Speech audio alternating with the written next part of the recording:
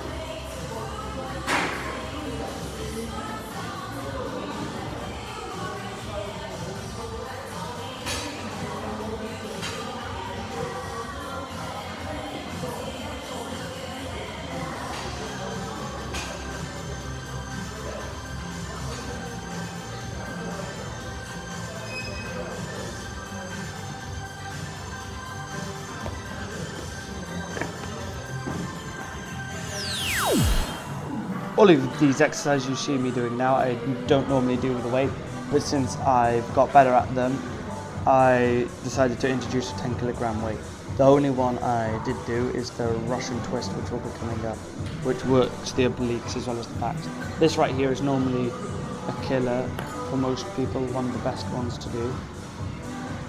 But as you can see, I'm pretty good at them. I got really good at them and didn't really feel anything without the 10 kilogram, so I added the 10 kilogram, which was helpful. It worked my core more, so by the end it was feeling it. I always start off with the decline things first though, because it makes these harder, therefore you're getting more from them.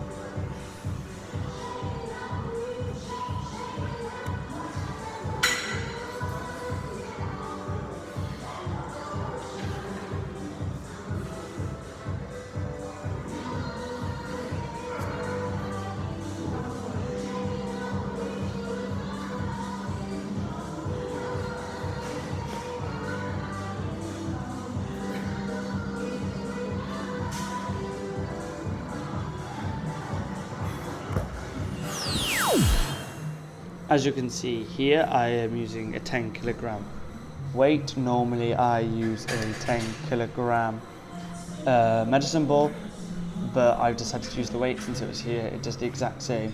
This works the obliques, the muscles at the side, and it also helps increase rotation speed and power, which strength, which then helps increase power, which will be crucial in the boxing fight, as I can generate more power from my twist, therefore generating more power in my punches. Right, all of these exercises you see, I'm not doing a certain amount of. Most people do. I'm doing these until fatigue, so until I can't do any more, then I have a rest, which is normally 10 to 30 seconds, and then I go again. And I do 3 of them.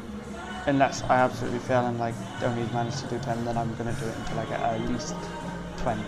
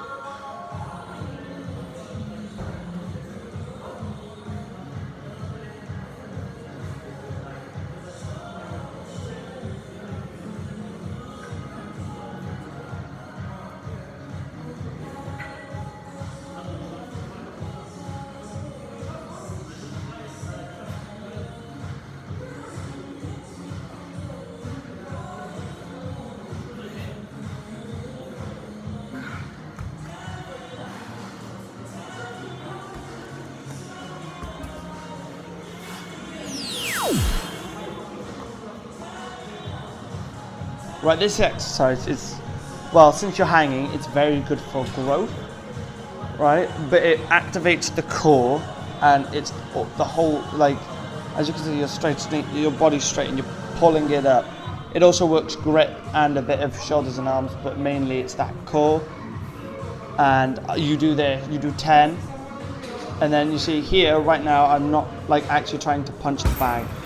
That was like just a random kick, a roundhouse kick.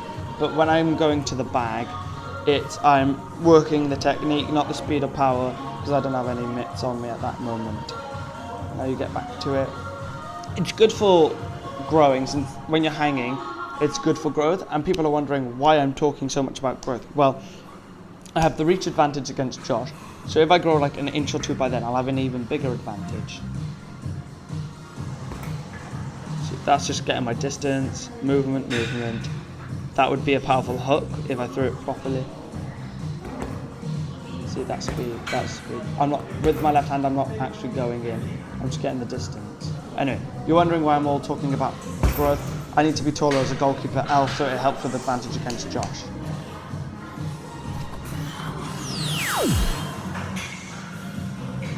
This exercise I'm about to do targets the obliques, so that's the muscles from your sides that are coming in.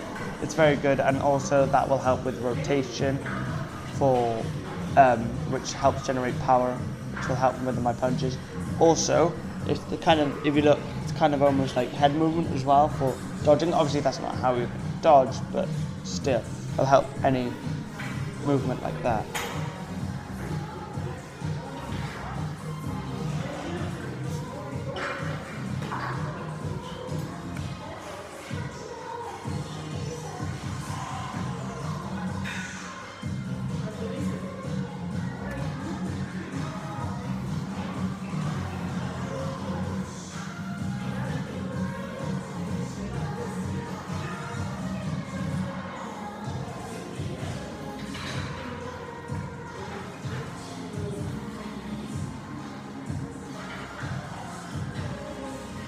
Now with this exercise right now, what you want to do is it helps your core. You want to come off on your shoulders like you are, but when you lower your legs, you don't want to touch them on the floor. You want to hover them out a bit, as it helps with the core. It also helps with stability of the core. You want to, normally people say do 10 of these. I do all these until roughly fatigue or something like that.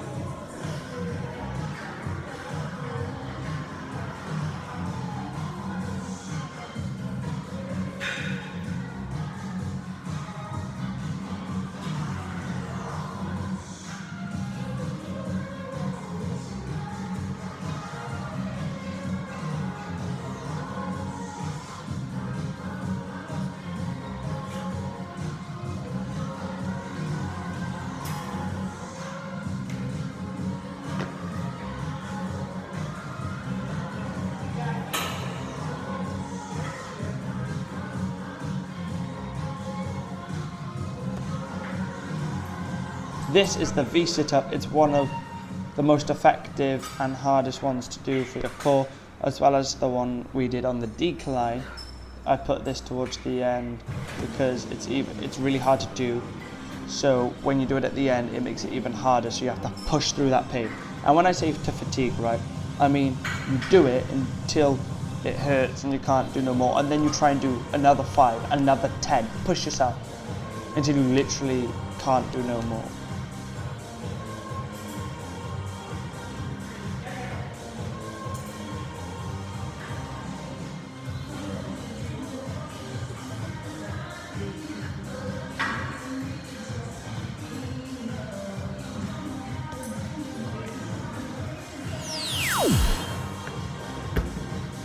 Now, doing sit-ups on the exercise ball helps with stability as well as activating the core, as you have a greater range of motion than a normal sit-up.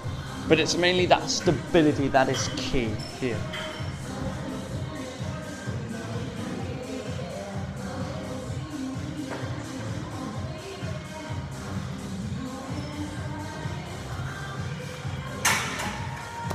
I'm running out of Twitter, so I'm going to do planks and things you saw in another video. Off camera, I guess off camera, because I'm running out of room.